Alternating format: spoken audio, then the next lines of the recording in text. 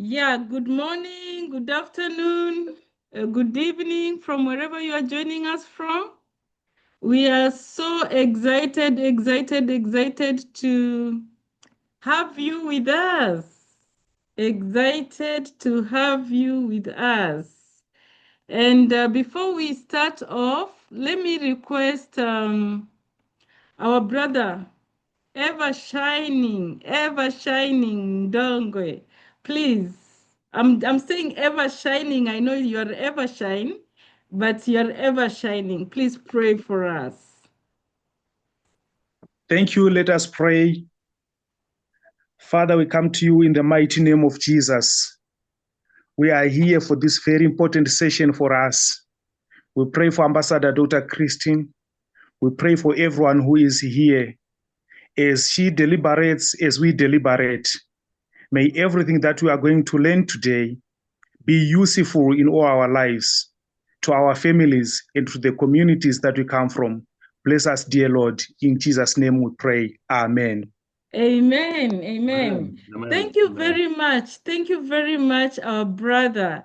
Let me request each one of you, because you're from some family, you're from some WhatsApp group. Please take a minute, not even a minute, a few seconds. Go back to your WhatsApp group and tell people we have started. Because if you miss something, you connecting the dots becomes very difficult when you come in at the middle. Kindly let us remind our brothers and sisters that the meeting has started and they should be here. They should be here with us, because what we are going to learn today is so inspiring. I don't want anybody to miss even a bit, because being here physically and listening to the recording are two different things. Mr. Hamed from Egypt can actually ascertain to that, because Mr. Hamed has always been here in person. I don't know why some people just want to listen to the recording. There are so many things happening in the world. If you dedicate your time, even for the few hours that we are here, something good is going to happen to your life. So just take a minute, go to your WhatsApp group, please tell them the meeting has started. The meeting has started, because we don't want anybody to remain behind. So today we gather here as one global family with open hearts, deep roots, and eyes on the future. Thank you for showing up, not just to attend to a meeting, but to be part of a movement. Being present is very important. And we want to call upon each one of you to be a participant, not an observer. When you are required to put something on the chat, put it there. When you are required to unmute yourself and say something, let us make this platform a place where everybody in the world would want to come every Sunday at this time to just come and learn with us. So last Sunday, we had a privilege of learning from none other than our own Professor Maina Gioko, who reminded us that a thriving mindset is not just a mental state. It is a foundation for sustainable leadership. He carried on the mantle from our previous speaker, Carol Witt, from the USA, who actually unveiled to us why mindset health is very important. Professor Maina challenged us to rethink our thoughts, to anchor ourselves in purpose, and to believe in the power of renewed mind to create renewed systems. He actually made the session to become very practical, very engaging, very wanting, and we were all in here very active and really ready to move with him. And so today we build on that wisdom. This is another session. It is a sacred conversation about who we are, what we carry, and how our communities can rise through local wisdom and collective action.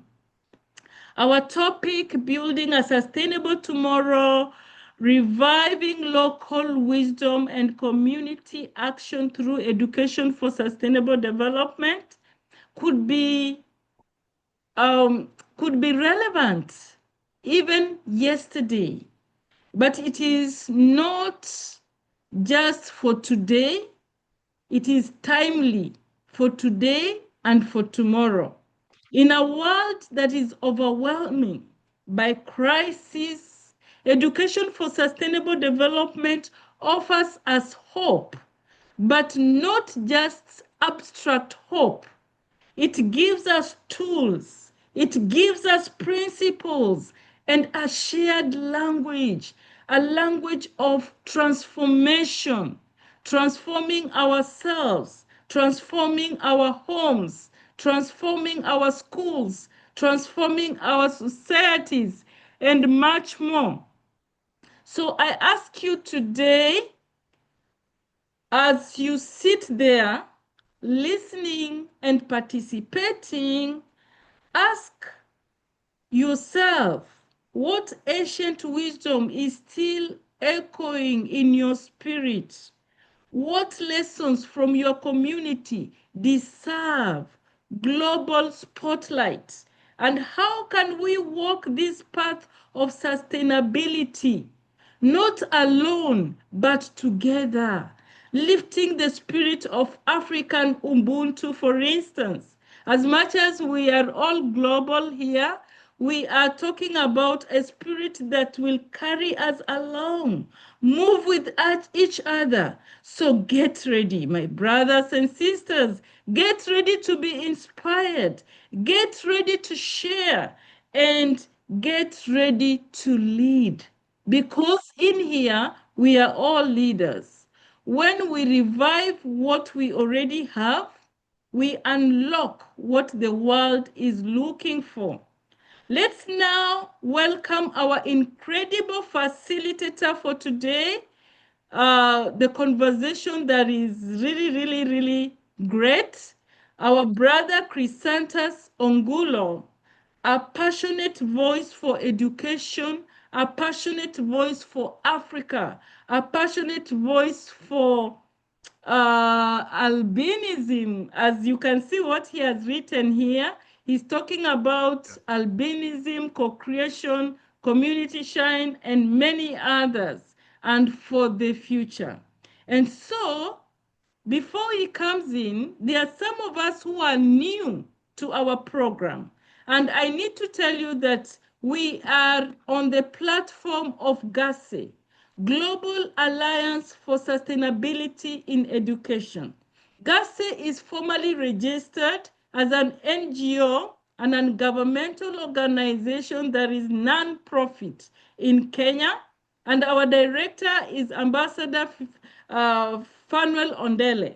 We have a team of directors who are guiding the program through. Directors who are not local, but directors who are global. And so our aim is to advocate, advance education for sustainable development. Education for sustainable development is education that enables us to meet our needs today without compromising the ability of the future generation to meet their own needs. And so we are here for us, we are here for others, and we are here for the planet. It is about social, economic, and environmental sustainability that we cannot remove one from the other. We have to talk about our wellness. We have to ask the big question, what if each one of us learned how to take care of ourselves, learned how to take care of others, and learned how to take care of the planet?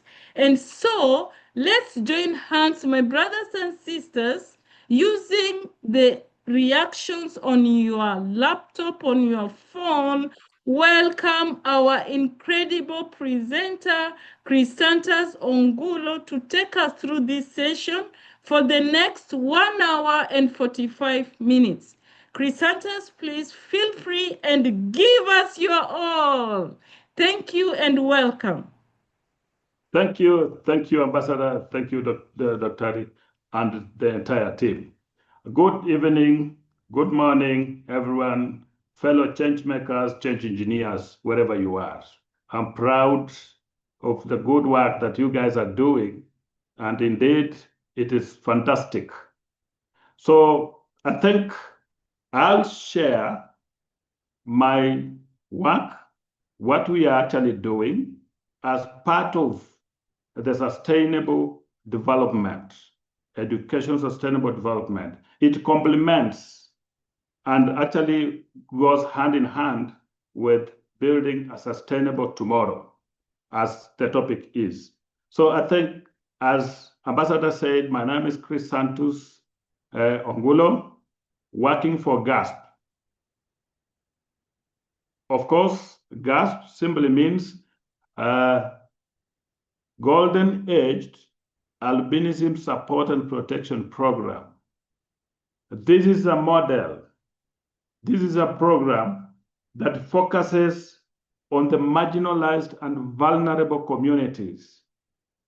As you all may be knowing, that of course, in our communities, we have the vulnerables. And in most cases, they have not been considered per se. Or if anything, of course, as much as we interact with them, we may be doing some things that we think are right, but others may not be right.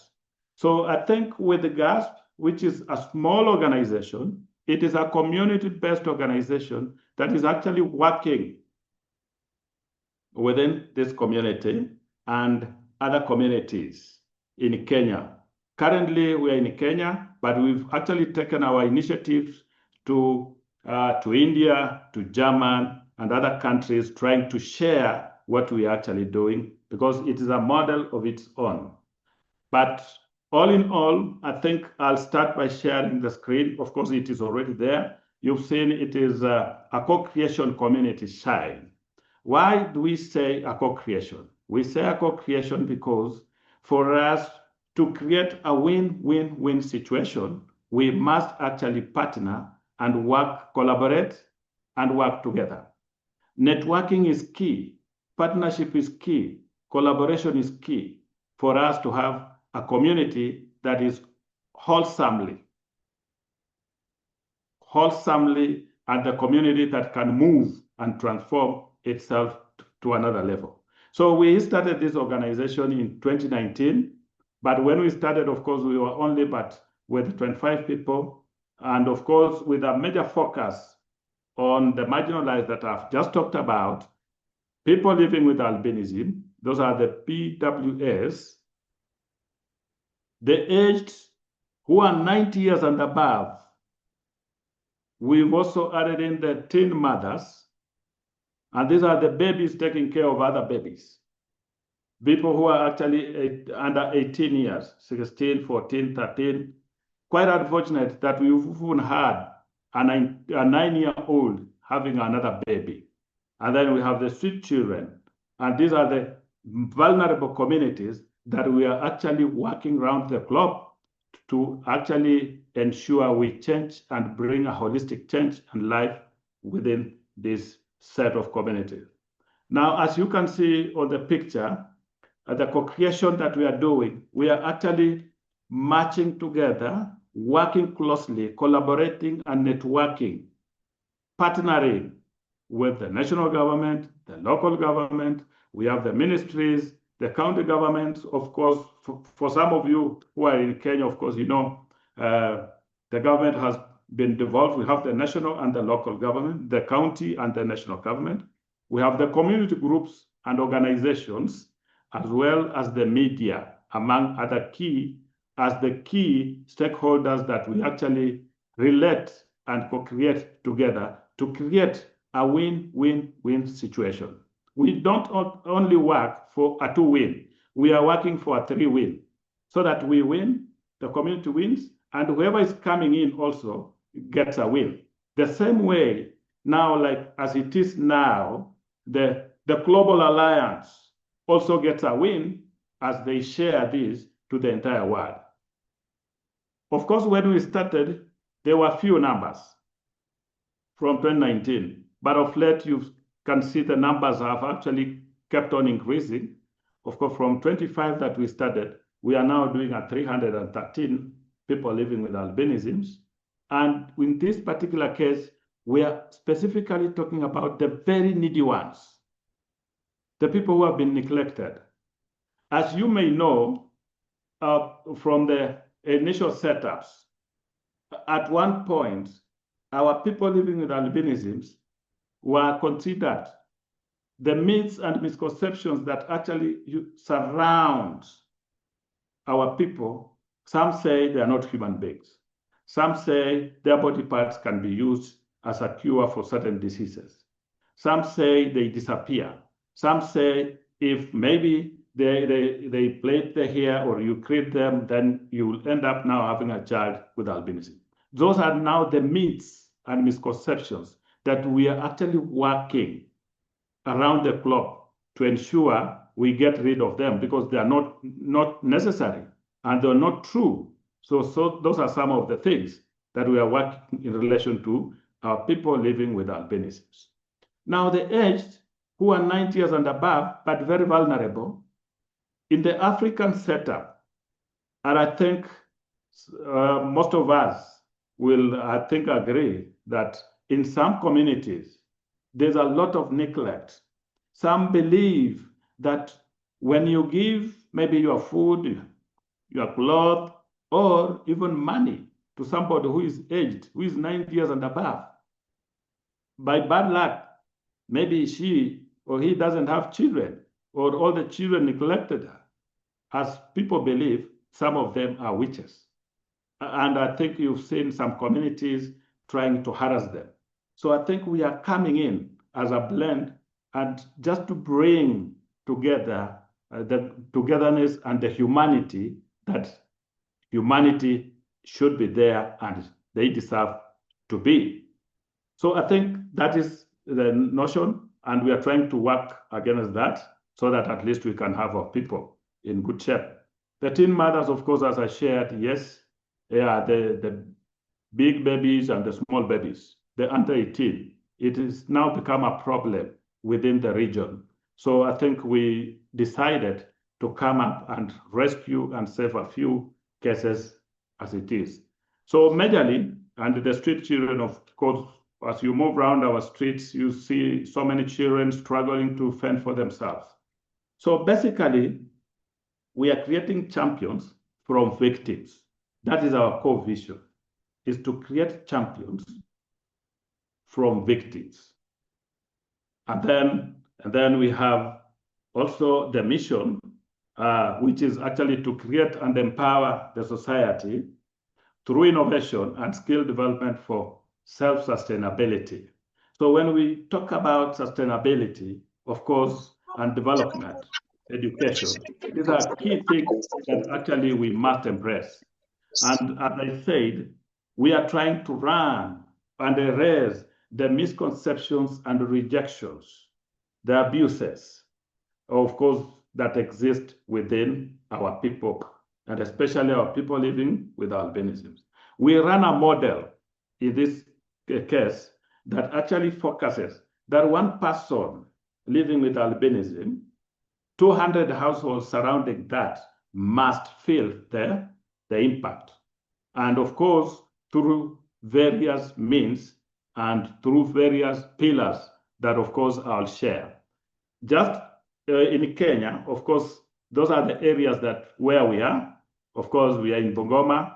I'm sharing right away from Bungoma County, and that is where our headquarters is. That's where our main offices are based in. Then we have the coastal region, Mombasa, Kilifi, Kwale, those areas. We also have another hub, those sites, which actually for our people within that region, yes, they get their services from that. Then we have Kakamega, Busia, Siaya, Homa Bay, Migori, and Trans Nzoia. Now, the key pillars that we are actually working on that makes us, that is designed to make this system shine. Of course, as I've highlighted, we have the health, hygiene, and sanitation. But now the question is, why do you think we must have the pillars? We designed this so that at least we can be visible, for visibility. If we work and then nobody is seeing, then it becomes another issue. And then also for mind change, mindset change, so that people can see, yes, it has been this side and then it has shifted to this other end. But of course, we are doing all that through continuous education and training for sustainability. And then, of course, sustainability is key as much as also development, because the development should be seen. And of course, as at GASP, we define development as seeing and touching. Should be able to see, should be able to touch. And then we term that as development, so that at least we create some visibility to our people. So we've the health, hygiene, and sanitation. I'll share the pictures. Of course, you'll be seeing what we're actually doing in relation to that. We have the skill development, giving them skill. Skill, why skill? Skill is for sustainability. Skill is for development, so that at least people are now able to manage their own lives, unlike before. So I think through this skill, of course, this is where, of course, education is actually comes in handy, so that at least things work the rightful way. And then we have the basic support now that we're actually working with very delicate and vulnerable cases. Like, for example, if you tell a 90-year-old, 92, 93-year-old lady to go to the farm, I think it will be quite unfair. The only thing you have to do is to support. So you extend your humanitarian support to such, just like you also extend the humanitarian support to the very needy households that could be around that. And then advocacy is key, because we are all human beings. And of course, we have to adhere to the international standards on humanitarian grounds. The teen mothers, who are the young mothers, of course, giving them the support that is necessary. And then the environmental and climate change. We cannot live in a community and then distract the environment. We must preserve the environment. And then we are using our key model, our people, of course, like now people living with albinism, to be on the forefront, to try and ensure that the environment is in good shape. And of course, just like the teen mothers, also to do something so that people can realize, yes, we are improving. We should not destroy our environment. That is among the things. Then we run the parent clubs, and of course, in respect to the very needy households. Very needy households. And this one calls for the needy for the neediest. So the very needy, who are now being educated, being given skill, now extends that skill, gives it now to the other needy people within the community. Of course, we train them so that at least they can now train more people in the community to scale up the initiative. Then we have the teen mothers, of course, I've talked about the street children, and then the cultural mental health or the mindset training. And this is where at least also a key focus has been put. And with this, I think it is a game changer. And we've tried as much as possible to partner with relevant ministries, relevant organizations, so that we scale up the initiative. But all these pillars are only happening, are working effectively through the good networking, the collaboration, and the partnership that we embrace. We highly embrace collaboration, networking, partnership. But of course, as it is, we have the matrix that we always use to analyze and see whether the situation is working and how do we go about it. Of course, we promote the good things within our communities, within the resources, the good resources within our area, so that at least our communities can also acquire more skills. And of course, preventing the issues like diseases and sicknesses through these pillars, as well as also doing the curative measures, so that at least for cases that appear to be, yes, it has to be taken to hospital for curative purposes. Yes, we have to do that, as well as also rehabilitating our needy cases through the interventions that we create. Some are short-term and others are long-term interventions. And then, of course, the innovations that we embrace through the partnership from other people and other professionals that we bring inside, who are, again, also do serious investigations, so that at least at the end of it all, we have an impact that can be seen. So impact is key, because at the end of the day, at the end of everything, something must be seen. We must be seen to have done something, to have changed the situation. And so the impact is crucial. And with that, I think with this, we strongly believe through the system changer network. GASP, just like any other organization, we decided to come up with other organizations. Of course, it's a group of about, we are 10 organizations, 8 organizations who came together, and we are running. We decided now to break our silos and share information, collaborate, share ideas, so that, yes, we break the silos, because the needs are interdependent. No need can stand on its own. Energy, if you're working on energy, you require water. If you're working on water, you require education. Like education, you require food. Food, you require shelter. All these needs are interdependent. So the system changer network that we formed actually helps us so much to unfold the needs.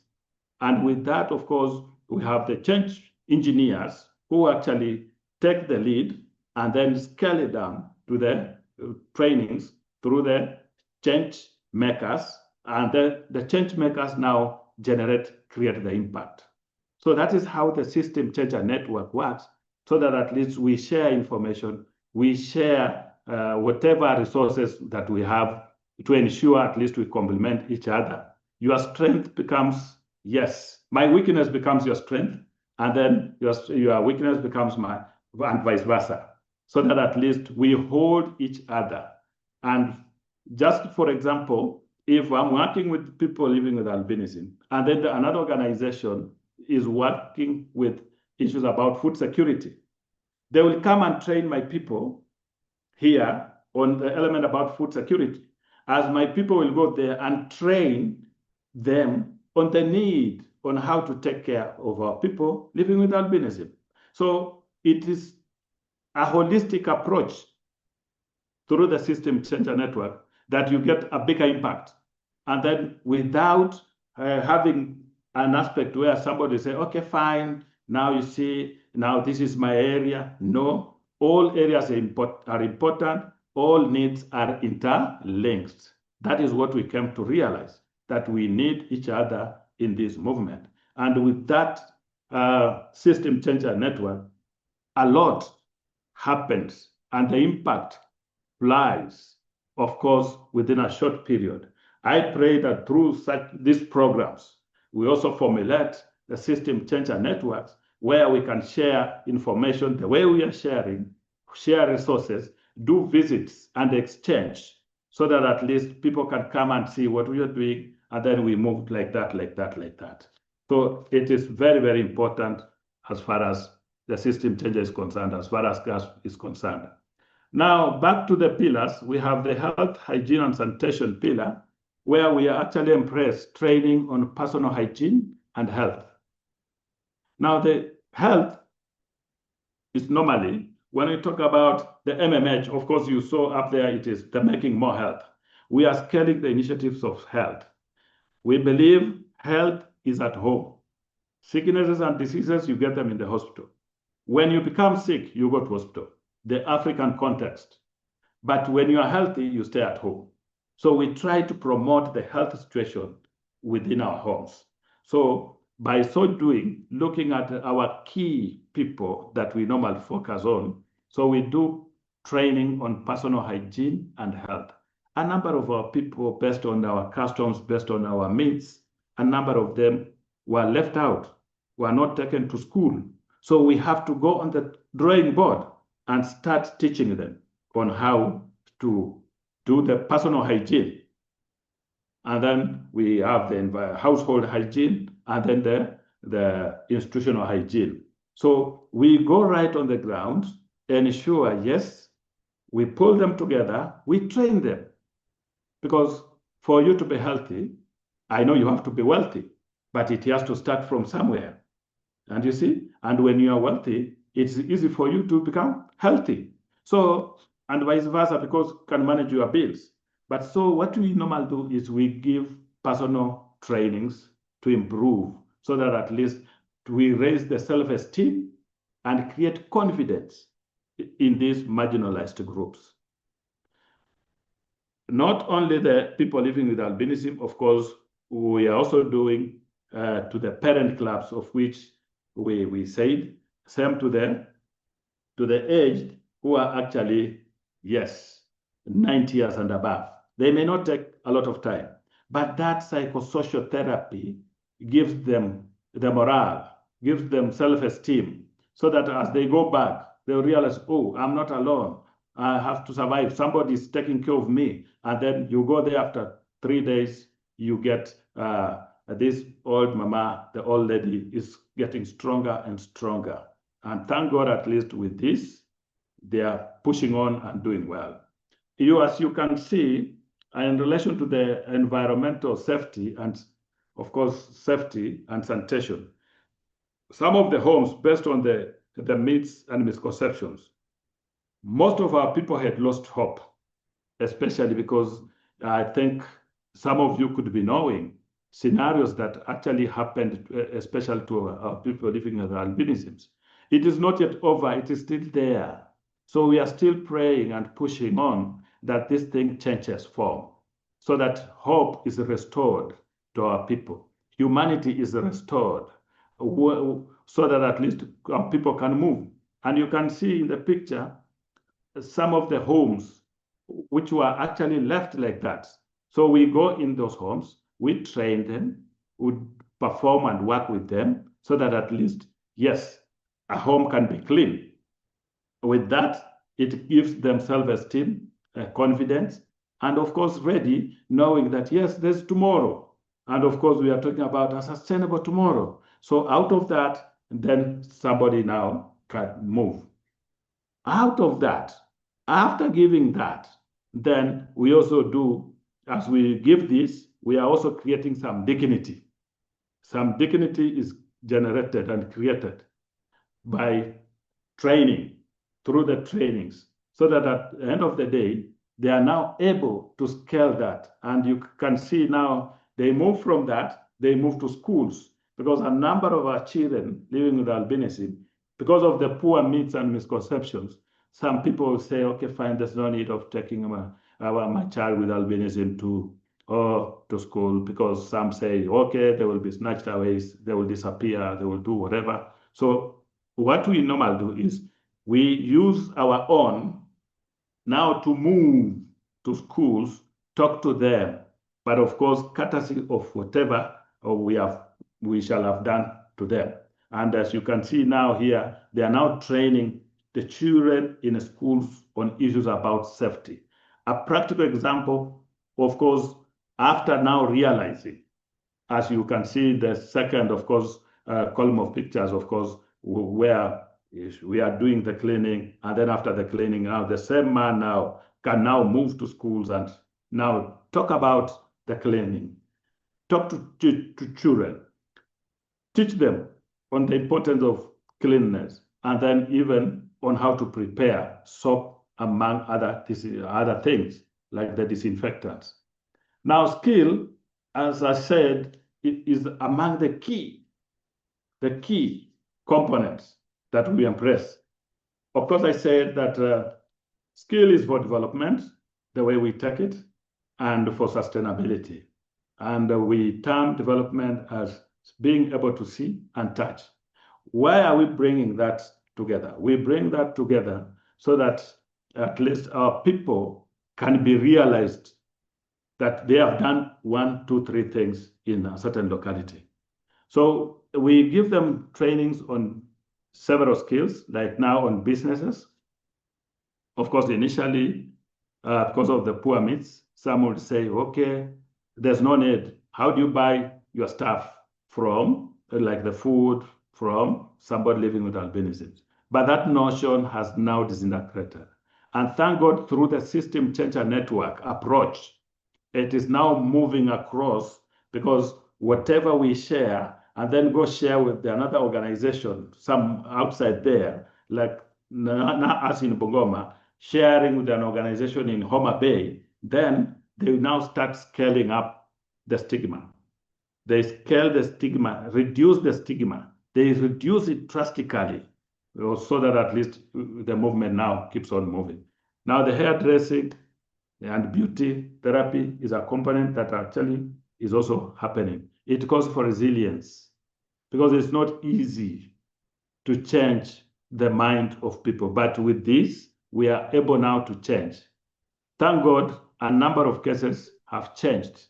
And within the region, we have very nice salonists, hairdressers, and beauty people who have actually trained in beauty, certified by bodies that we relate with, so that at least, yes, like now the IYF, the International Youth Fellowship, which normally also comes in, so to certify, so that at least we do whatever we are doing.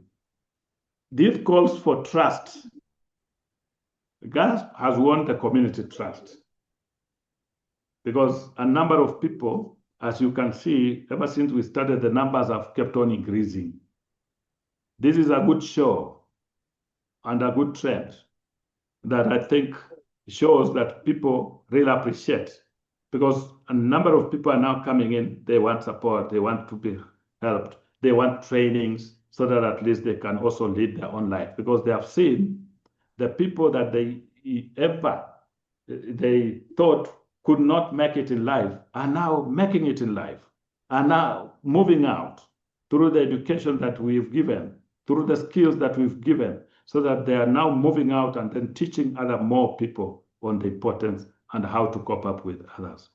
So this has created a lot of trust from the community, and with a lot of transparency, such that anything that we get, we have to ensure that it goes to the people. This is an aspect that most of the organizations crumble with, because trust is key. You have to win the trust of the community. If you win the trust of the community, there you are. And then, of course, the honesty, being honest. Yes, as you, of course, there's the carpentry, and then the soap and organic disinfectant making that actually people do and make at the center. This makes a situation, an environment where we are operating, be very, very, very valuable, in a manner that everybody now wants to partner. Everybody now wants to be part and parcel of it.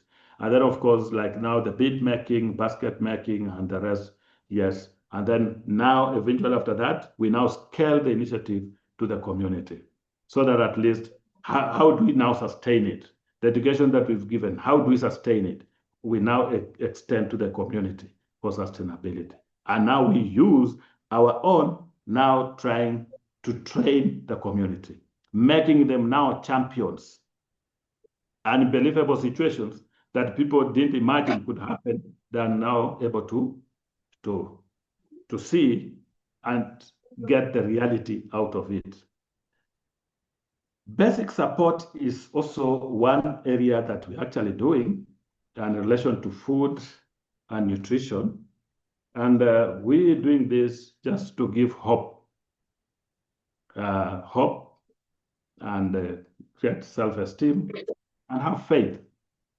Because as you see, of course, the aged, as I said, who are 90 years and above, you tell them to go to the farm, you tell them to go to the computer and start working. I think that will be a thing of the past because they're already aged, they are wasted. And the aged, what we realized, there's only two things, the aged people. It's either you get a curse from them or you get a blessing.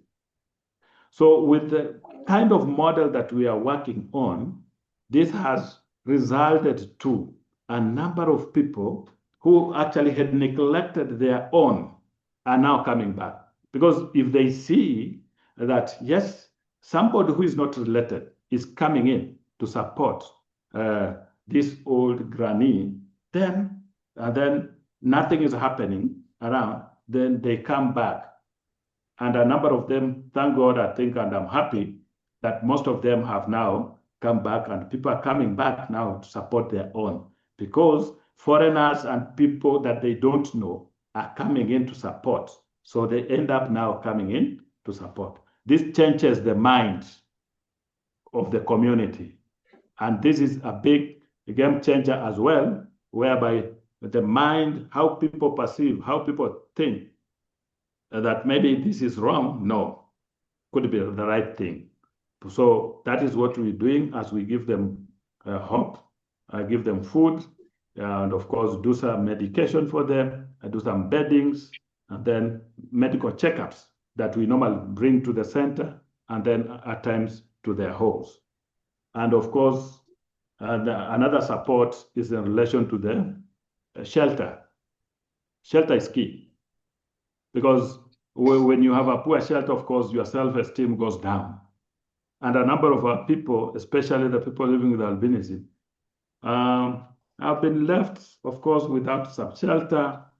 Some have been given houses that, of course, you call it a house, but in a real sense, it is not a house.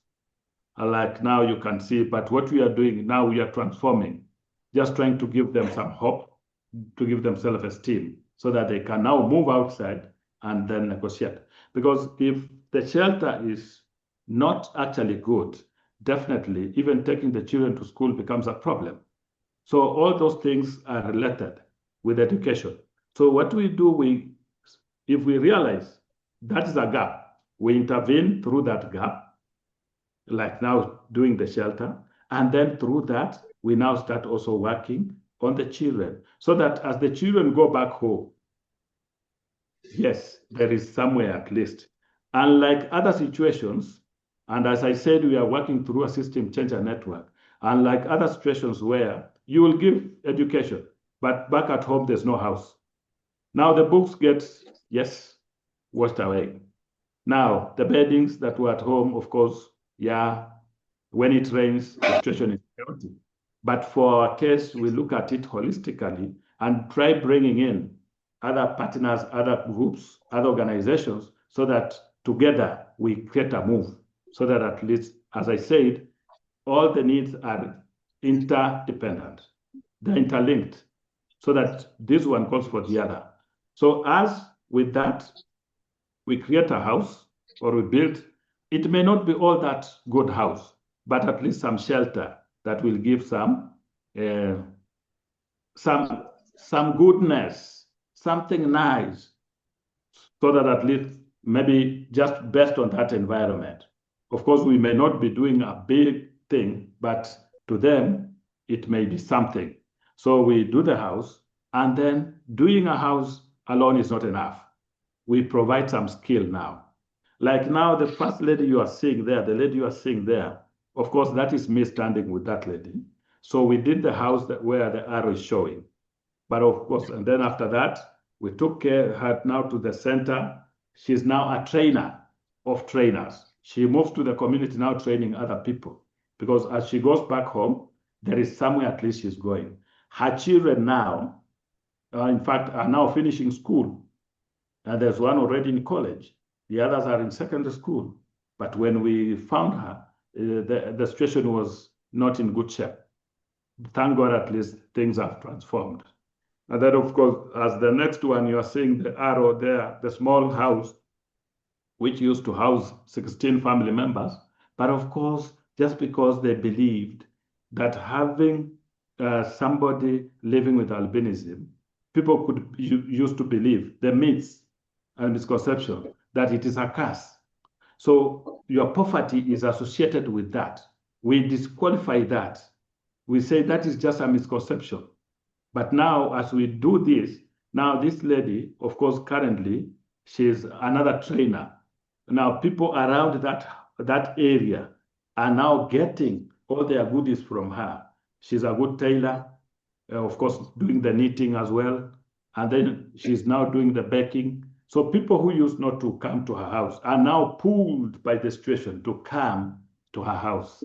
So that's how we are trying to play around with the mind of our people, because through the education that we give, so that at least we can have a sustainable tomorrow. And you can see a number of shelters we have actually done. Ever since we started, we've now done 45 shelters within the region since 2019. 2020 was COVID. Is this just Brother Christantus? Is this just Yes. in one location, as in one constituency, or it is the larger Western region? Or what is your focus? Where are you constructing these houses? Now, I think I shared, let me just go back, then show you our areas. Now you can see, those are the regions. So we are trying as much as possible, now that we cannot do everything in one area, and the needs are different, and the areas are different. So we've done a number in Bungoma, we've done a few in the coastal region, we have done in Kakamega County, and like that. We are trying to distribute based on the resources that we have. So we have not centered in one county or two per se, based on the area and the need as it comes, and the availability of the resources that we get. Oh. Okay. Okay, thank you. So I think, good. So yeah, I just think, continue. Yeah, it's so okay. inspiring. Like maybe up to where you have reached, we can get the room, come in, engage before you take us to the clothing section. Yeah, Yes. because you've really touched somebody's heart. Anybody with a question, or anybody who has been inspired with an insight to share with the room, if you have been listening to what Christantus has been presenting from the beginning, what has touched you? He's talking about the way his organization is supporting people with albinism, the way he is bringing about transformation, the way they are helping them to feel like they are not cast, they are part of us. Yeah. Yeah, anybody with an insight, please unmute yourself and say something before our facilitator. Maybe the facilitator could be taking water somehow. Anybody with an insight with what you've just been listening to, what has inspired you, what has sparked your thinking, what has made you think like there is something you can also do? Just unmute yourself. Ambassador Philosopher. My brother from Luo, Nyanza. I'm just being inspired a lot here and consuming it a lot. By the way, thanks for the briefing from our brother Christantus. Yes. And I foresee in Christantus is a lot of humility and humanity that is difficult to get in a man like Christantus Ongulo at his age. God bless you a lot. Now, Christantus Ongulo. I'm Ambassador Philosopher Dr. Makaduol, the Luo Community Development Union Coordinator Global, and Madam Ambassador Dr. Christine is our our coordinator, allow me to share with you. Yes. With other, do you think or feel that the governance system locally is friendly to their people in terms of shelter, in terms of social development as such? Do you think they do relevant services to the people who are the citizens of a government? And how do you think the communities could emerge from western to Nyanza to coastal and reciprocate the same? Thank you. Thank you, Dr. Mark. That's a good Yes, sir. question. So Thanks a lot. whether the governance system that we have actually comes in, yes, they do. And not all. Some do, some don't. But organizations like us now, through whatever we are doing, we create an influence.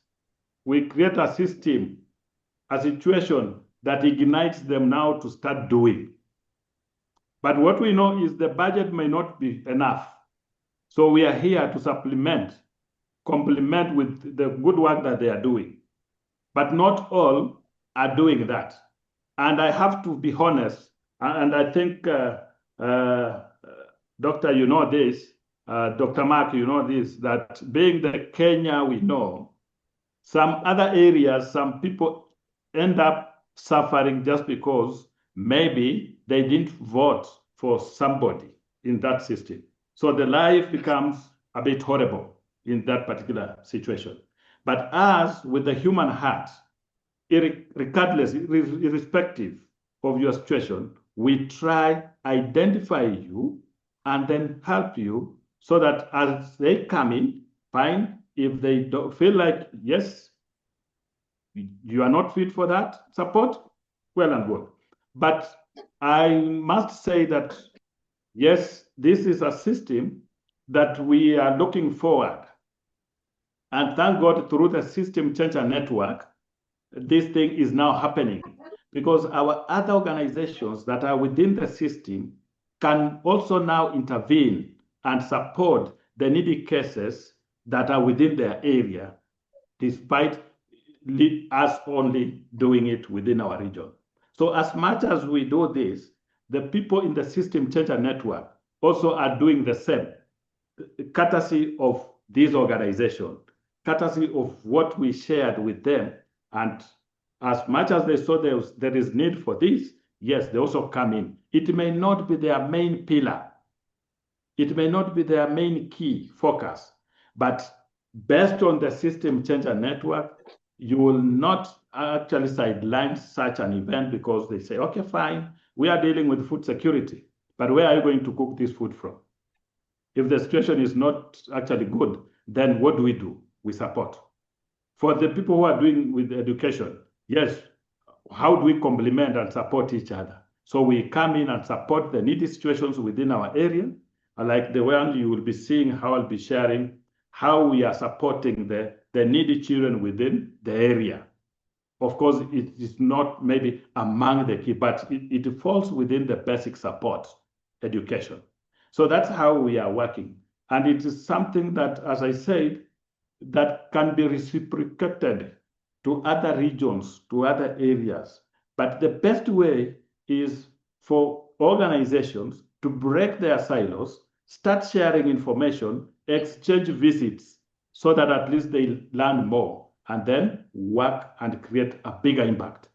I think with this, I think the GASP shall be hosting the bigger network in September, on 30th September, where many organizations, global organizations, will also be coming so that they can see and tap and see possibilities of partnering with these organizations. So we are creating platforms for a bigger, broader transformation within the region.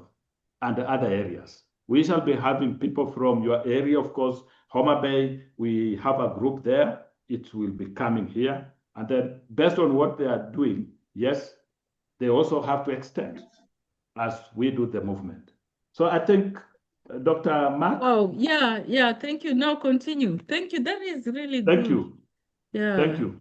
So I think the other aspect is on basic support is on clothing. Clothing is self-explanatory because how do you work with somebody who actually doesn't have some good clothing? It becomes a challenge.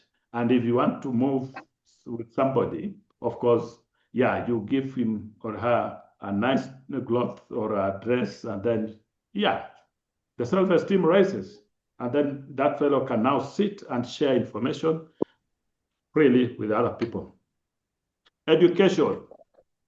Now, get them when they are still young. That is it. Now, with the education. Now, of course, trying to nurture through the hand washing, of course, showing them aspects, taking them to school. Like now, you can see the first picture. We have a team of children living with albinisms. These are children who had been neglected, not being taken to school by their parents. And some of them were being taken, of course, they will go in a week, maybe attend classes, maybe 2-3 times, 2-3 days, and then back home. So what we did, together with the bigger network and the partnership, so we got a faith-based organization that actually accepted us to partner with them so that we give our support, and they also give their support plus the spiritual nourishment to the children. And they are doing well, so that at least they now become valuable citizens for tomorrow. And then, of course, you can see the back to school, among other things, and then also doing marvelous, and then moving also to schools, just trying to sensitize the schools, because you never know. As a mother goes to the labor, she doesn't know what the type of child that will come out. I know flat, yes, the scanning is there, you can realize, but you don't know whether you'll give a child living with albinism or a child of which nature. The pigmentation now becomes an issue. So we go around to schools trying just to prepare the teachers and through the advocacy that we are doing and other stakeholders. Now, the economic support, because as much as you may train somebody, how do you want this fellow to survive? So we do some microcredit, which is actually doing very well out of the trainings, so that at least they can now sustain their families. And I'm happy that a number of people come in to support this initiative, and it is doing well. We have real case scenarios, and now our own people now who are supported are now mentoring others in the community, which is a big plus. Somebody says, how did it happen? I know you. How did it happen? How come you are now doing this kind of business? Then she or he becomes a mentor, which is a big plus to the community, to the growth of the economy. Now, of course, you can see that's the setup. The one you're seeing is one of our training halls within the center. We have a center, of course, that actually does where we do our trainings. That is one of our halls within the center.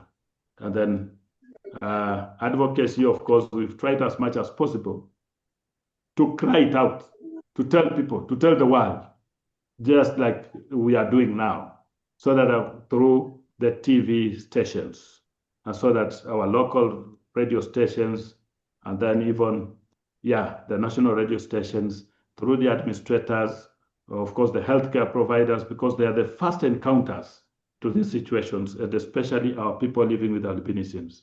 Because as a child is born, of course, any child born with albinism, stigmatization of the mother starts right away.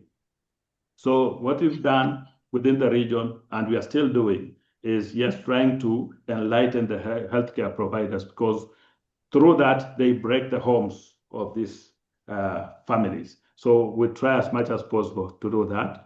And then also sensitizing them through community gatherings, so that we go into the community areas, groups, and then try talking to them, to institutions, and then ensure at least things are doing well. Now, the Young Mother Care Center, where we are actually helping our young mothers. These are children, 14, 13, 12. Unfortunately, we have a 9-year-old, a child of 9 years who gave birth, but with multiple complications. So what we've done is, yes, we want to change the notion. Now, our people with albinism remain with the children as the bigger babies go back to school. So we've given them a safe house at the center, whereby at least we now have the holistic care for safety, for education, and then as they come back, when they are not in school, we give them skill for tailoring, yes, and then for tailoring, and then tailoring, bead making, then of course beauty therapy, such like skills are provided. With that, that helps reduce the stigma, the stigmatization, and then the abuses that you are facing at home. And of course, we have to change the school so that at least, yes, thank God we are near school. So they leave the school in the morning, they go to school. Of course, we have the primary and we have the secondary, the high school. So they go to school and then coming back, they now become, they breastfeed their children and then, yeah, stay with them, do their homework. And then, of course, now life goes on like that. Now, the children, as they remain with our people with albinism, now that stigma, that stigmatization gets out. Because eventually, this child will grow and will not have that stigma. Because the person who has been taking care of me is a person living with albinism. Now, the stigmatization now goes away. The neglect, you see? And then the abuses now start reducing. That's how we are playing around with it so that we use our own to reduce the situation. In the future, these children, they will stay freely and they will not have issues. Nobody will now tell them. And as they grow, nobody will tell them, okay, you see, that this is somebody living with albinism, you have to move away from him or her. No, because they already know and they are already friendly and they know they are normal human beings who have taken care of them. So that's how the mindset now comes and comes out. Now you can see now the Young Mother Care Center, of course, there's something of education. So we just, because of, I know there are many cases, but we are only supporting the few that we can. And others, we support them in their homes. But at the center, we've tried to support a few that you can now see. And now the person that takes charge of now being in front, as much as the organization, yes, will provide fees, do the training, provide material, but now, who now takes care of this? Who becomes the guardian at school? Our people living with albinism now takes care of that. So that at least they go to school, talk to the principal. Of course, I'll do the communication initial, but now they will take them to school, talk to them, do everything so that at least they become normalized. And thank God, out of this, some of our people with albinism now are on the board, on the school management board, because they know what they are now doing in the community. Now, of course, that is the center where they are staying and sleeping. It may not be all that big because of the space, but we thank God for whatever is happening. But really, this has really touched me. Maybe you just need to pause a bit. Yes. What are you people seeing? What are you people seeing? Just look at those mothers, young mothers, teenager mothers. What picture comes to your mind? Yeah? What kind of sacrifice is this? How can we be part of this great and big story that our brother is sharing? Mothers in the room, how are you feeling when you see this?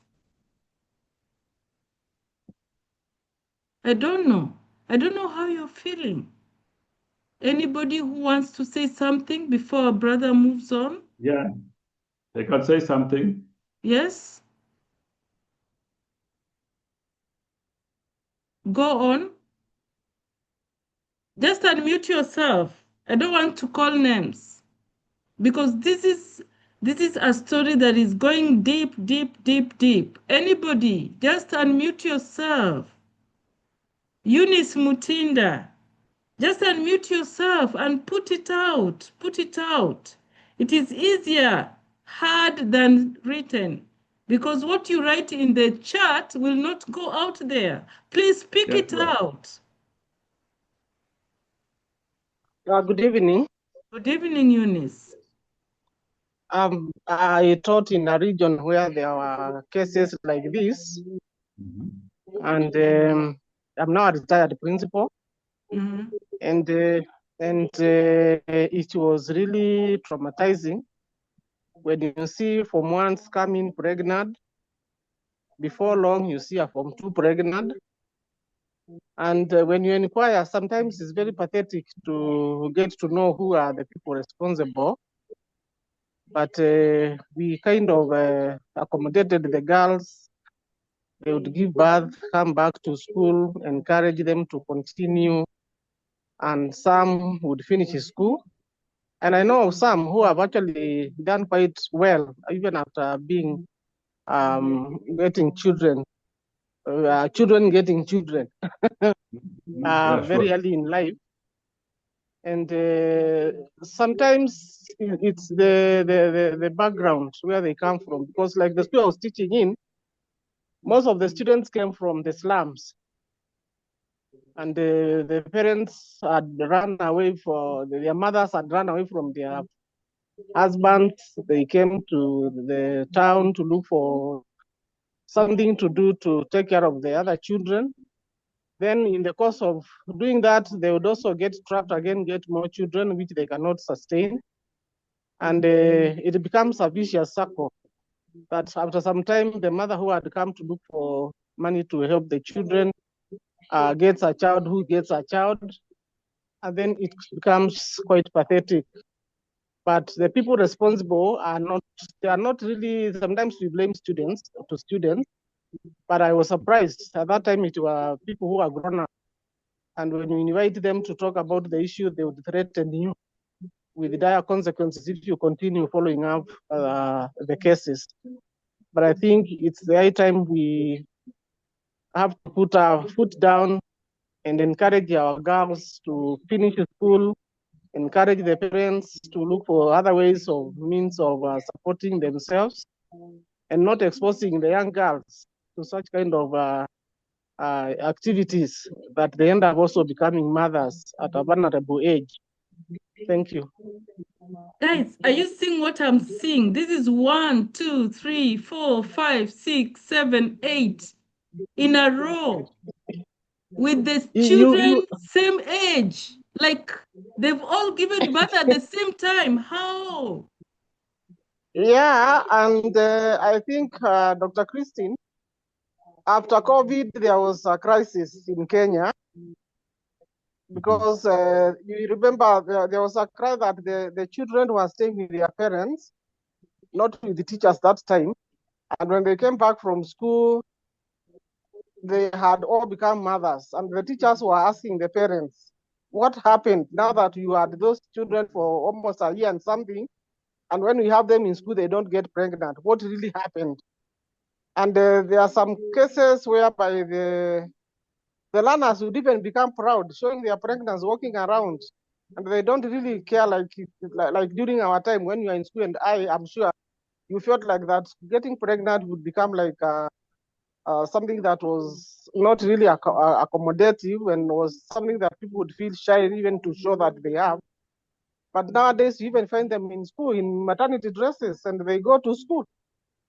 So we also need to have some bit of a civil education where we have people going to the ground and talking to these people from the churches, coming up even to the schools and the families. Thank you so much, Thank Eunice. you. Thank you for bringing it out so strongly. Yeah. And thank you because you are part of the system, brother. You know what happened. Yes. Yeah, thank you Yes. so much. Anybody else who feels like saying something before our brother continues? Feel free. This is where we share experiences, because when you share you inspire. Remember, sharing is inspiring. This is so inspiring, brother Christantus. Thank you so much for accepting to guide us today in today's session. Thank you. So you can just go on. If anybody So I wants think to say something, they can raise up their hand and we will let them speak.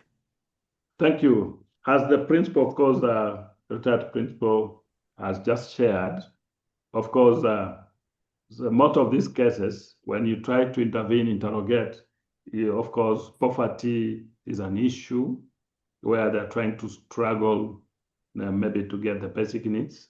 Other cases are of incest, where, of course, without now the parents not giving guidance and proper know-how, and then incest cases come in as well. And then, of course, the parental care is also a contributor factor. And then, of course, students, and some other cases that are beyond, of course, control, that where people just decide to go mad. Because to me, I say, yes, they are not normal, because some like cases of defilement coming on top, you see. So those are among the key things that we've actually highlighted from the scenarios that we have.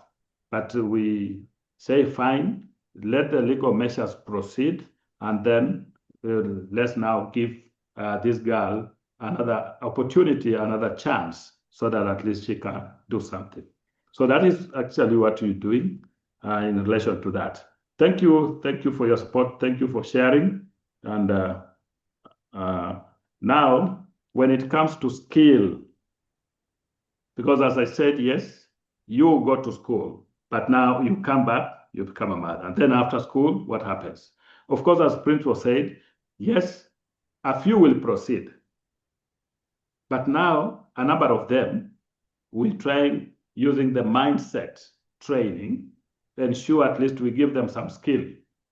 And well, I'm happy that as it is now, quite a good number. Of course, yes, I know we have the Form 2s, we have Form 3s, yes, but yes, we have given them skill in relation to computer. They are good computer students. And we have also the hairdressing and beauty doing very well. The tailoring, wow, you come at the center, because we have come up with a cross-financing model to support these activities. We have a hotel of its own kind, so that at least now the products can be there. It's called Olukulu Guest House. When we are within the region, of course, you can access it, so that at least we use that model to cross-finance the activities on the other end. Now that we don't have direct supporters, people supporting these children and some of our activities. So we defined our own method of how we can sustain and support our own initiatives. So we came up with a hotel. So a number of them are now goods, tailors. And then we also have the hairdressing and beauty. They can make their own soap and disinfectant for their own washing and bathing. Yes. And then we also have, of course, a few who are also learning. We also teach them on animal husbandry, so that at the end of the day, as they continue growing, they can now know how to take care of poultry in future. Because after some time, they will exceed, and then they will be required now to stay on their own. So the poultry is there in relation to animal husbandry. We have the pigs and the rest. Of course, we have people who take care of that, but we give them education and training on such kind of initiatives that we have. Food and nutrition, so that at least they know how to balance their families. a number of them, when they came, it was pathetic.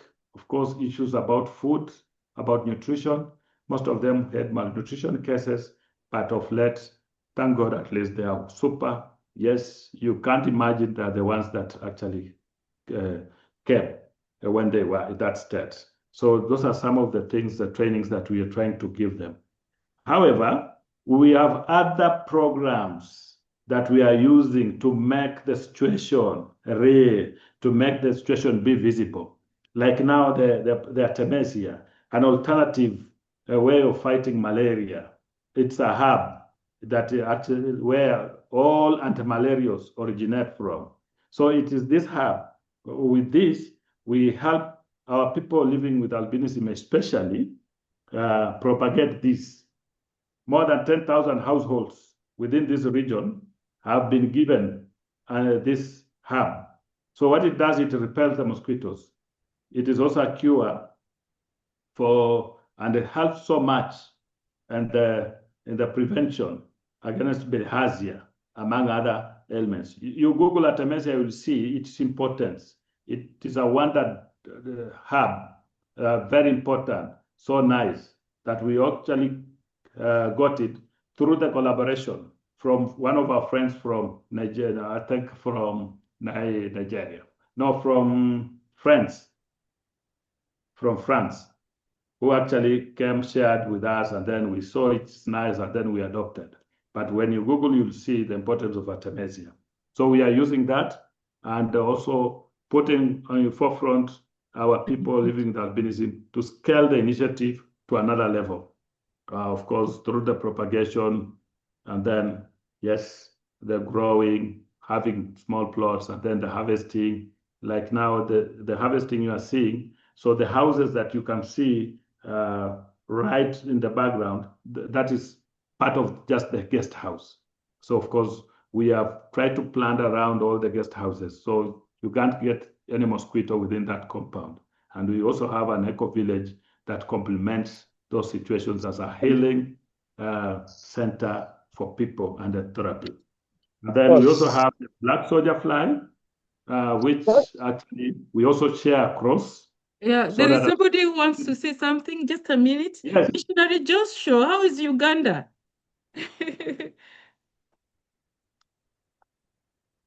go ahead, Joshua.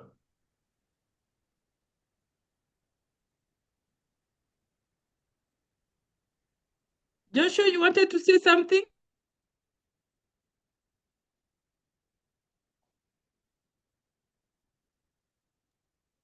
Okay, I think is maybe a network or something because it's unmuted. Just continue. Okay, fine. So the black soldier fly, of course, some of you could be knowing, it is an alternative animal feed.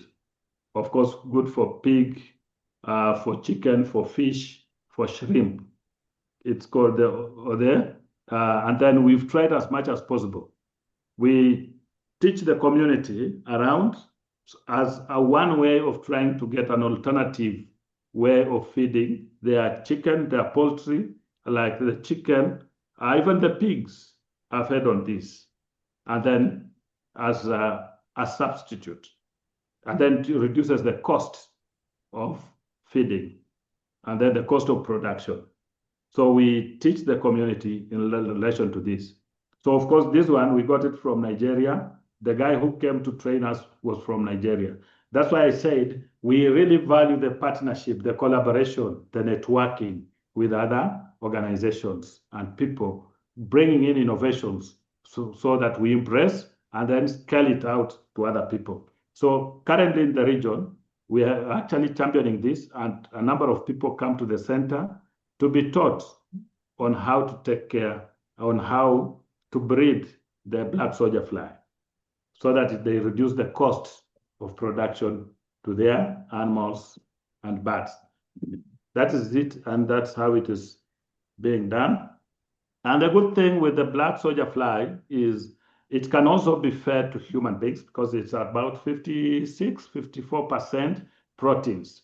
So you prepare it nicely, you mix inside, you mix it, and then you give the children and the babies nicely with the nice stuff. Of course, yeah, you arrest malnutrition within the shortest time possible. So it is something that can be fed even to the human beings. It's so nice, but it's a nice venture as well. We also run the cultural mental health house. Of course, we have a theater hall. You may be seeing right at the bottom there. We have a theater hall where we give the youth an opportunity to nurture their talents so that at least they can now move to somewhere else. And I think within the region, we are, I think, the only people who are having an amphitheater hall of courtesy of GASP. So that one is within the hotel so that at least people can come and complement. So we try to come up, as I said, with an initiative to help us support the activities on the other side. Now with this, the youths, of course, the youth's maintaining mental health through arts and culture. And of course, with this, we now complement and move closely with now the faith-based, the churches now, the leaders, the bishops, so that they become the role models, the mentors. Like now the retired principal who has just shared, now picks up a group and then runs with that group. They will follow that. They will try, emulate the good behavior that he has had. And of course, being a role model, now a number of them will now flow with that direction. So that is what we are doing, trying to identify people who can now come in and nurture the talent and the arts of our people. And as well, teaching them mental, the mindset education through this, so that the assessment about the IQ and the rest can also be analyzed, and then so that there is no failure. So like you see countries like South Korea, there's no mad person on the street. I was there recently. There's no bad person on the street because they say this is a case that should be somewhere. He's not actually mad. This fellow, maybe the IQ is in another level, so it should be taken somewhere, and then that fellow will automatically fit. There's nobody is on the street. You see, so such kind of culture is what actually we are trying to embrace, so that as much as they may not be able to perform in the school, but they are also able, maybe they have been able differently, and that's why maybe they are disturbing in school, so that we give them that opportunity to come out with whatever they feel like that is constructive and can help them maintain their life. We have also, of course, through the same, we are linking up with an organization called Might Jambo that also trains the youths, that has partnership and links up to Spain, and then, of course, trying to improve and nurture the talent of the few that we identify within the region. So with that, and those are some of the things that make the community feel, yes, my child was not able to do something in school, but now is able to do something outside school, the curriculum, the extracurriculum. So those are some of the things. Now the critical point now comes now on the street children program. A number of people, a number of homes, of course, you find so many children on the streets as you walk.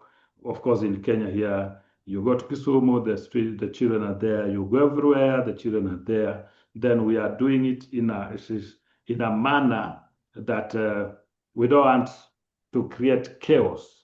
So we have a home that we do them slowly.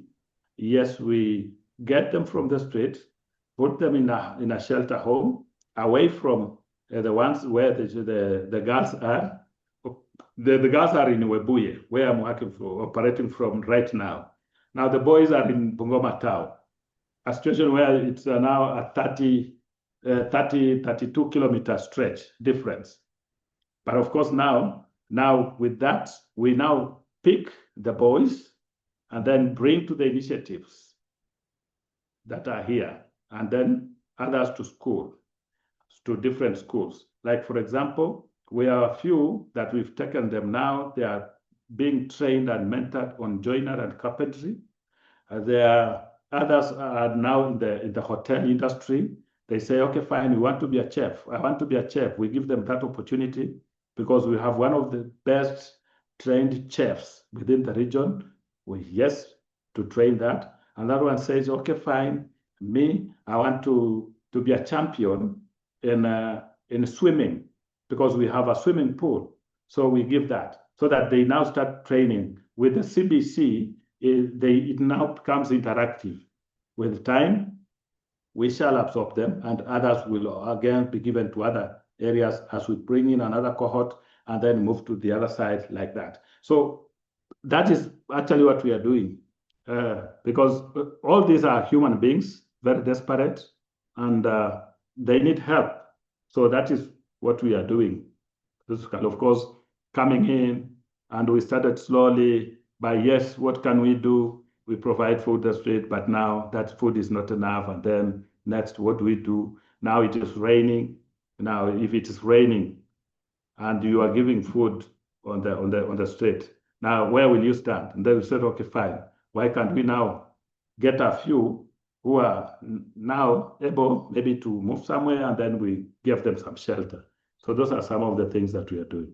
But all this, we work through a mental health house. We have an engagement cycle, and the engagement cycle is within that frame where we are partnering with organizations, people living with albinism. The entire cycle now shows how a model is working, the cultural mental health house, creating a win-win-win situation so that together we win, not that one person winning. Together we win. So our interaction, our collaboration is very important. Now with that, we formed, each organization is now forming what we call a system changer network. Now GASP, the Golden Age Albinism Support and Program, now with the work that we are doing, affiliate other organizations feel, okay, fine, we want to work together with you. What do we do? And now that we are attached to the main SCN, now, and we cannot pool a bigger group because this one strictly is for 10 organizations, that we say we give each organization an opportunity now to run their other organizations so that together we can now pour to the main and then have a bigger impact. So it only happens when what we are doing is related, is relevant, and maybe can cross-breed each other for a bigger impact. So as here, we have cases here that we work with, creating a holistic approach. Now we have, of course, the GASP, now working with the Helpstar International, which actually works with the children. The KD International Homes works with people, stroke survivors, and then, of course, the Putemeo working with the teen mothers and the teen girls. So we have that network that we actually work with, so that at least for anything, each organization creates a community initiatives and in turn involves the other partners in the initiative so that we move together. Climate change, of course, we are in an environment, and the climate is crucial. So we are doing the environmental conservation through tree planting in schools, springs, and the river banks. Now, we chose to do the river banks and springs because as you move around because of deforestation, a lot of deforestation has been done. People are always focusing on planting trees, maybe along the mountainous regions in their compounds. But now what about the river zones?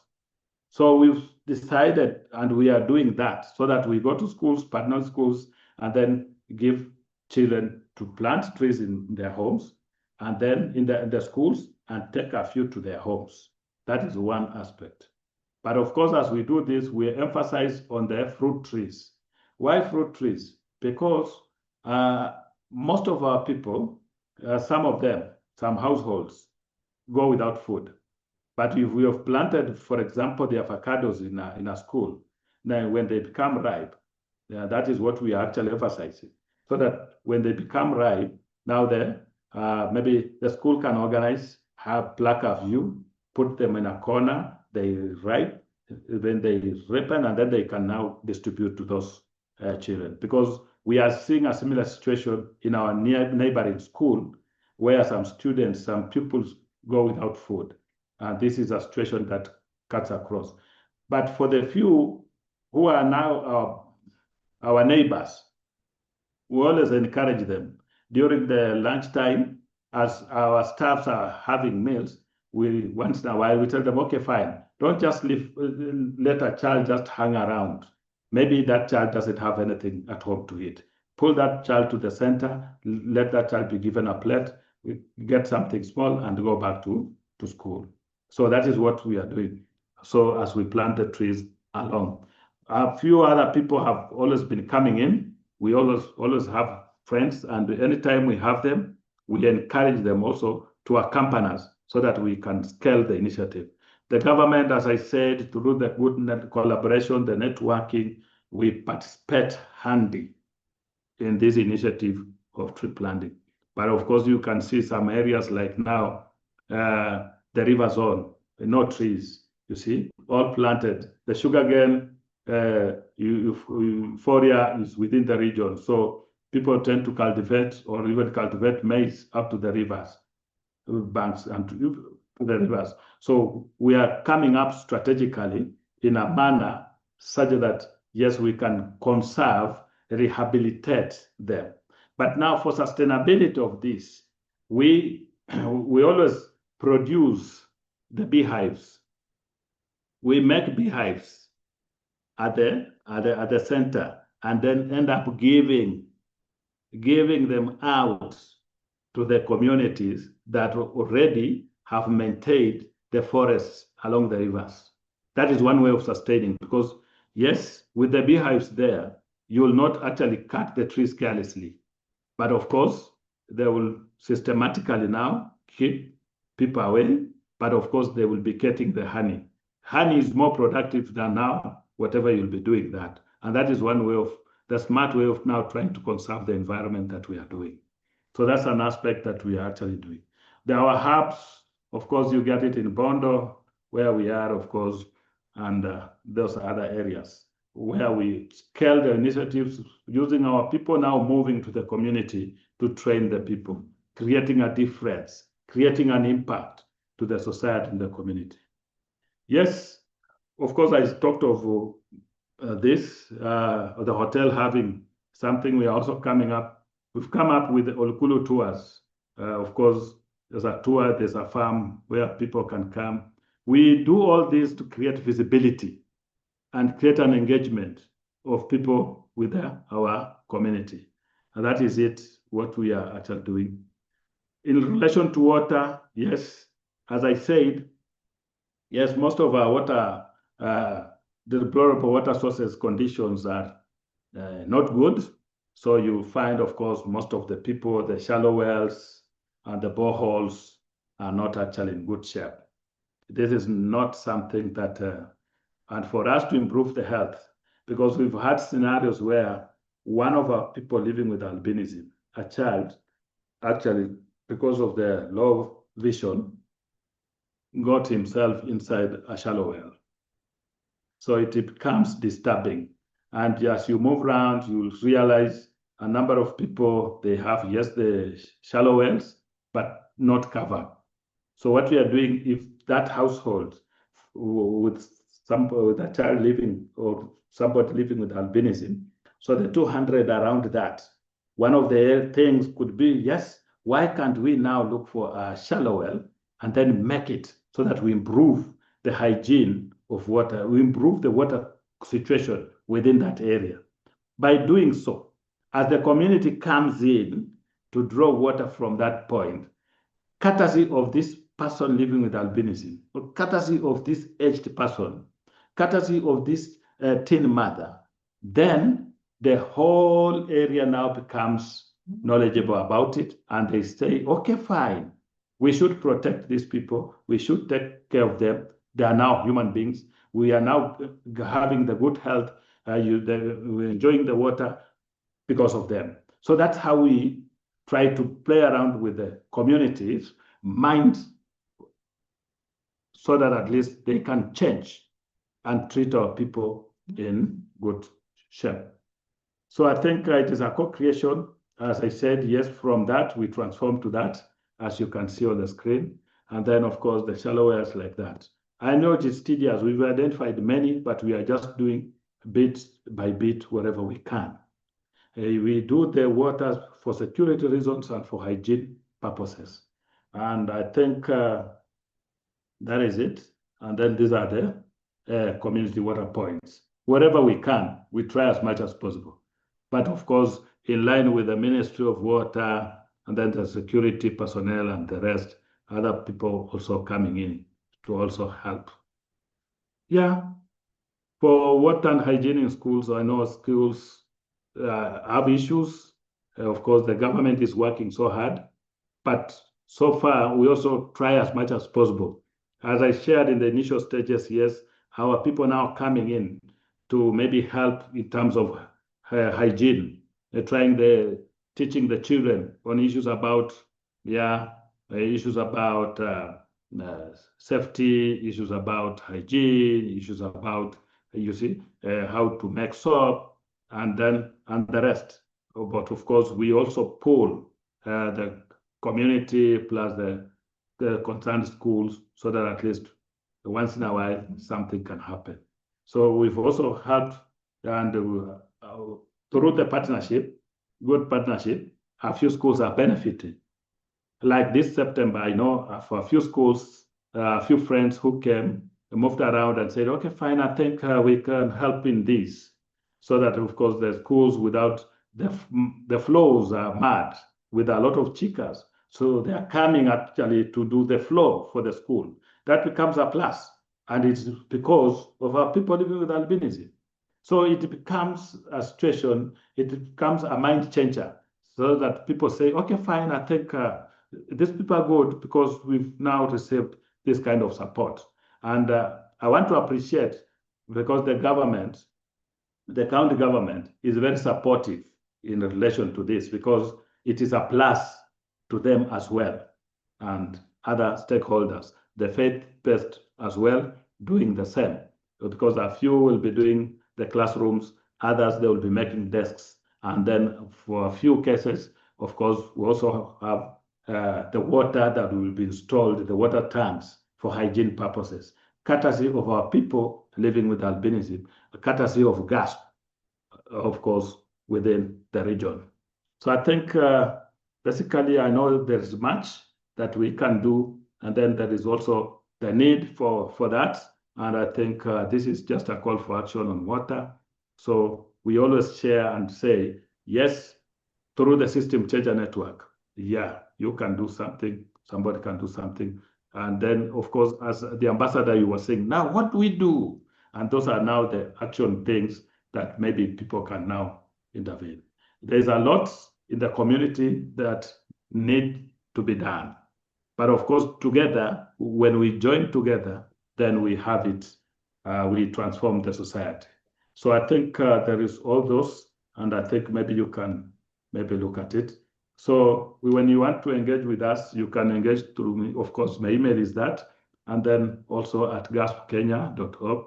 And then you can also look at our website and learn more on what we are doing.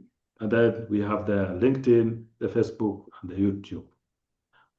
Thank you. If you have any question, any concern, I think you can. Yes. Thank you, Dr. Ari. I think that is what I had for today. I know it is something that is so touching. But, as I said, we are passion for humanity. Professor Joyce Balidawa, I want you to say something about this presentation. Benjamin Mauko, director, please say something. My sister Janet Vijedi, happy to see you there. Please, I want you people to open up, say something. Have you been inspired? What have you learned? Our brother Christantus covered the whole of education for sustainable development. Everything, everything, everything. Why? Because education for sustainable development is a way of life. What are you doing? What am I doing in my community to make a difference? Look at what our brother is doing. What can you say? My sister Abby Kegode, director, please, what can you say?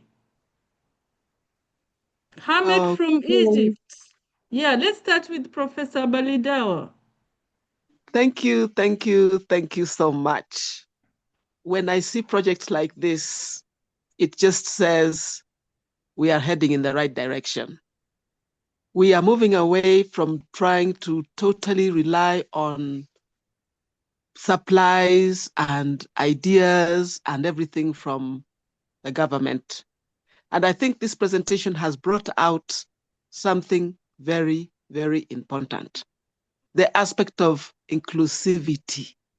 No one is left behind. Wow. The issue of sustainability, putting into place projects which can actually continue supporting themselves.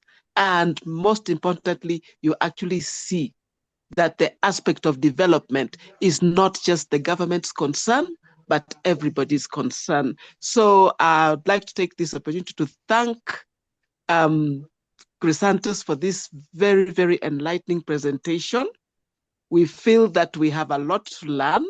We feel that there's a lot we can share. And I believe now, how many of you know that, that artemisinin plant actually is a repellent for mosquitoes? And that is now, we have learned. So in other words, go share the information. This is only a step in the right direction. And we say a journey of 1,000 miles starts with a single step. Thank you so much. Wow. Thank you, Prof. Thank you so much. Thank you. Wow. Next. Who is next? Just unmute. My sister Didi, do you have something you have to say from the global aspect?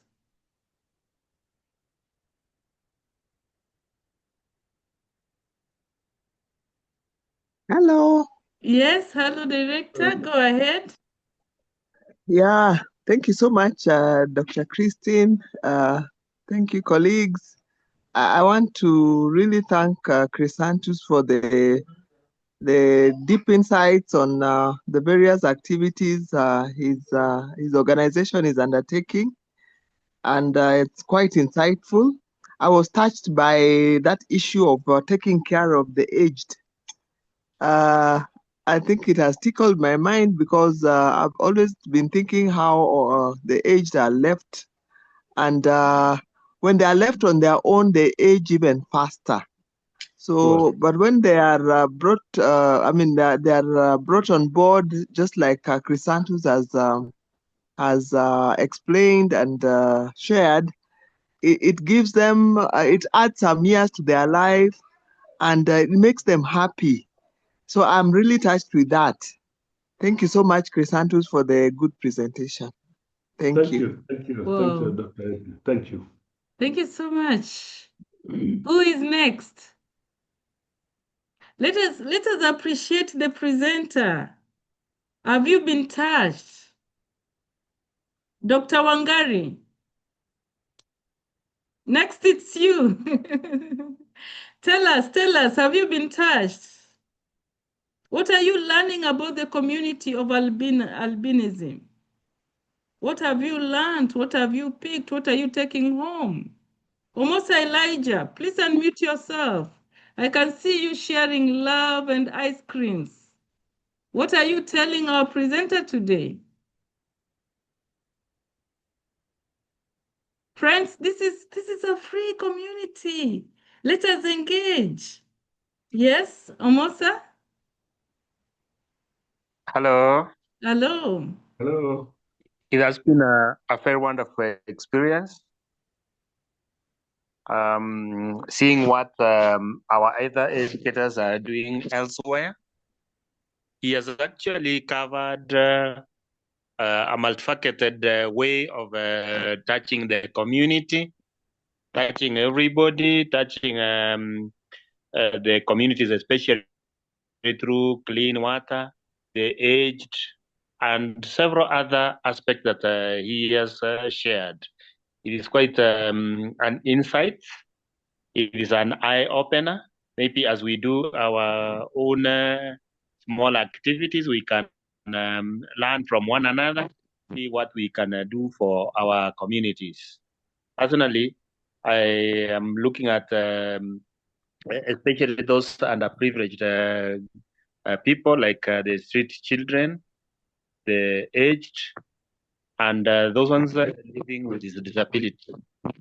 Kudos the present. Wow, thank you so much. Thank you. Thank you. So, on behalf of the Global Alliance for Sustainability in Education, I really want to appreciate each one of you for your presence. Your presence matters a lot.